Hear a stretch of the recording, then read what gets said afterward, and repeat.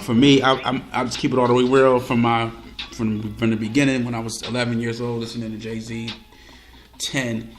It's always been a love-hate relationship because I come from that hip-hop aesthetic where I come from a lot of hip-hop aesthetics, but I always consider myself underground, and I'm still to this day, I certain beliefs, a belief system that I roll with, and Jay-Z was always the guy that's like he's skilled enough for the underground, but he also is like, yo, I'm trying to survive out here, and if it got to take me to the mass market, then so be it. Right. And he was never afraid of that. In my younger years, I never liked that about him. Right. But I never fronted. I always, it was like we be at the lunch table. Mm-hmm. I'm in high school, middle school, and Volume 2 just come out, whatever. That's when I was in high school, and I'd be like, man, fuck that nigga, you know what I mean? Mm-hmm. But I bought it the next day. You know what I'm saying? So I always had it. Right, because you felt that. This guy, he's got the goods, But I always felt that internal battle with a lot of the songs he chose to pick, and and what I thought he should have been rapping about. Right. You know what I mean? But now, stuff comes full circle, and I think Black Album was important for me because, to me, that's the album where he really signified what everybody was thinking that came from my mind state was lyrically, I want to be Talib Kweli. You know what I mean? Mm-hmm. Technically, I want to rhyme like Common Sense, but I did 5 mil. I ain't been rhyming like Common Sense. Mm-hmm. And if your Common got that much, that was like, yes, that's it. Telling you, right? That's and he was like, yo, I feel y'all over there. I feel the backpackers. I feel the ciphers. I feel the black nationalists over there. Right. But I'm gonna get this bag. I need this bag so I can help everybody. Right. You know what I mean? Right. Yeah. So that signified it for me, and I think a whole lot of people. You know what I mean? So salute, like you said, man. Salute to Hov on that one. So as we gonna roll, man. We gonna roll. Man, we're gonna. This is a topic where we had an episode entitled Matrimony, and we had a married couple on here, along with another single girl and my single ass at the time, and we put our 2 cents in, and that episode was like solely committed to marriage and relationships. I'm going to try to get a couple call-ins on this one because I love to get the female perspective. But me and Elijah, man, just going to 1-2 just on like what we feel about modern day marriage and relationships going on in 2017 going into 2018. So yeah, brother, okay, you can kick this one off, man. Listen, man, when it comes, let me give you something to work with. So before you just go all in, number one, like, do you feel that the idea and concept of marriage is gone? No, I don't feel the idea and concept is gone. I feel that the idea and concept of marriage is perverted and it's backwards. And the reason why I say this is because marriage from centuries ago, from decades and centuries ago, was about business. And about business only. Back in the olden days, if a dude wants to marry a woman, he has to go to her father and say, I want to marry your daughter because I can provide X, Y, and Z for your daughter. Father's not there, and it's not looked at as a business. It's people are getting married for love, and yes, you should love the person that you're with, but also the person that you're with, the person that you're marrying, there should be some type of financial guide in the marriage. Because you're going to marry somebody with a terrible credit score. Your credit score could be 730, 740, 720, and you looking good, you're like, okay, I'm getting established. And you meet a woman whose credit score is 420. And you're like, well, listen, we gotta build because I want to buy a house, and she goes and messes your credit up, and now you're in debt, and now you're poor, and now you're talking about getting a divorce. Like 60% of divorces end because of financial reasons. So you have to look at the person that you're marrying as a business partner. Because it is a business at the end of the day. Well, you think that's part of what's knocking it out the box? All right, so I think that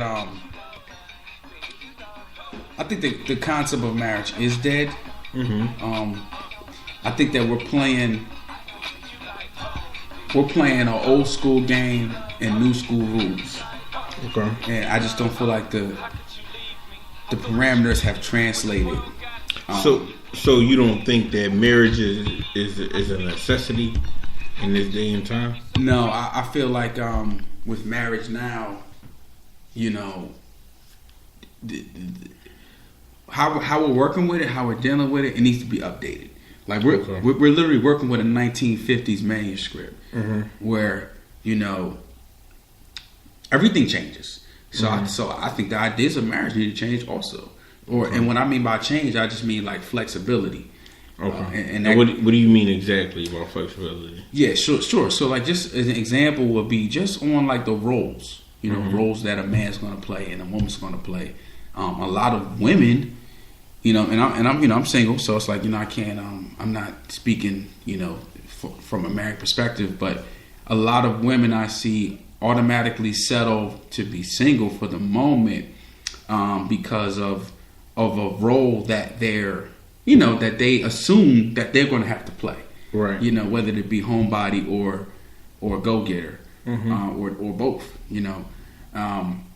and so I just feel like the flexibility has to come like I know guys that make less than their woman, mm-hmm. and they're kind of home more, and they're fine with that because it's working for them. Yeah. It's partnership. Yeah. I mean, some people got. I know I'm not gonna put no names on blast, but I know people that have multiple partners, and it's actually working for them. Right. Because they've acknowledged these people that are into it's like you said, this is a business. They're all into this family business, mm-hmm. and they're comfortable with it being like that than it being you cheating on me and you having another house that you supporting right. under my nose that I don't know. Right. So I think we gotta be realistic, man, and get with the times and get with what's going on, and right. and work under that. Like instead of working underneath some like imaginary concept that's not relevant anymore. Right. You know what I'm saying? Don't get me wrong. I love the old school. I love mm-hmm. my perfect goal was that. But to be honest, bro, I'm gonna need a wife that's working. Right. Yeah. Yeah. I'm gonna need a wife that at least is. Well, I would hope in 2017 that no woman thinks she's just gonna stay home and that her husband's just gonna go to work. I mean, I've heard it, but that's not real. You're gonna be if you think like that, 9 times out of 10 you're single now, because men are not. Most black men are not really in a position to really have an opinion. They usually is messed up, but usually not even black. Taking black out of it, a lot of women are doing better than their men. And that's just a note for us men that we gotta level up. Me, I work a good job. B works a good job. I'm pretty sure a couple other people work a good job. But if you're going to be in a quote-unquote marriage, both parties have to bring something to the table. You just can't be sexy and provide some vagina and think that this is enough to stabilize a marriage. Like there's no foundation there. Meanwhile, I can meet a woman that's, she does credit repair and I fix and flip houses, and we can say, we both got businesses that we both doing, let's work together. And, I guarantee 10 times out of 10 that relationship is going to work. That relationship is going to work because she's already working on herself. She has her own business and she doesn't need me. And I'm coming in the relationship and I have my own business and I don't need her. When you get into a relationship and you don't need the other person, but you're in a relationship to add to that person, and they're in it to add to you, you can't do nothing but go up. I agree. So, it's this book. It's a kid's book, and I'm going to purchase it, and I recommend anybody check it out. It's called The Small Peg in the Round Circle, and so the small peg is like trying to find its partner. You know what I mean? So the peg, is trying to find something that it fits in. And when it does find something that fits in, it outgrows what it fits in. Right. You know what I mean? So at the end of the day, the small peg actually finds this square circle or this round circle, this complete circle. Right. And so the peg is like, oh man, I can't fit into you. So I guess it's no point. And the round circle's like, oh well, that's not the point. Keep going on your journey. Keep rolling till you get as whole as me. Right. And so the peg, after a while, becomes just as whole as the circle. So now there are two circles, and it says exactly what you just said. Now they're both whole, and now no one needs anybody. So now everything we add together is just completely multiplying us, right? And we're not, no one's losing energy. You know what I'm saying? So it's a great book. I'm gonna cop it, and it really is a simplistic view of what you just said, of being complete when you come into a person. And because I've been in a relationship as of recently, and we lived like we were married without the paperwork. And truth be told, man, we suffered. The relationship suffered because we both weren't bringing the best out of each other, and we both weren't being financially responsible for each other. And finances take a part because you have expenses. You would want to go out, you want to go on dates, you want to, you got to pay bills, you got things you're trying to build together. There's no finances in it on both sides. It's not going to work. Unfortunately, it's not going to work. So I'm stressing my people, get your shit together. Get your shit together before you try to get into a relationship.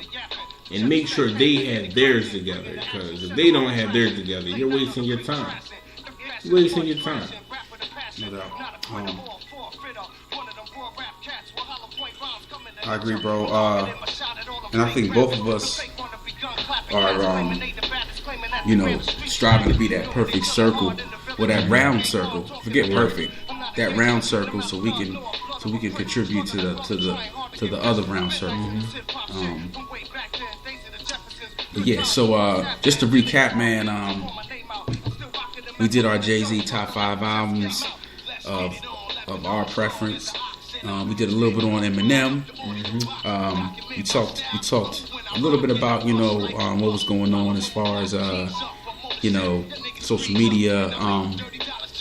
And Elijah gave his little breakdown. Before we wrap, man, tell the people where to find you: Instagram, Facebook, all that stuff. Yeah, man. Instagram, you can find me at Efficial. That's with an EFFICIAL 215. That's my Instagram, and Facebook is Elijah Philly Flipper Sharif.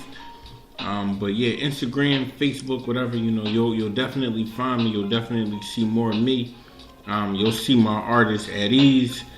And yeah, man, we moving. Again, all positive vibes, all positive energy. And I suggest all your listeners just vibrate higher. You feel a bad thought or whatever coming on, just vibrate higher, because you attract what you vibe. you know, you attract what you think about. You know,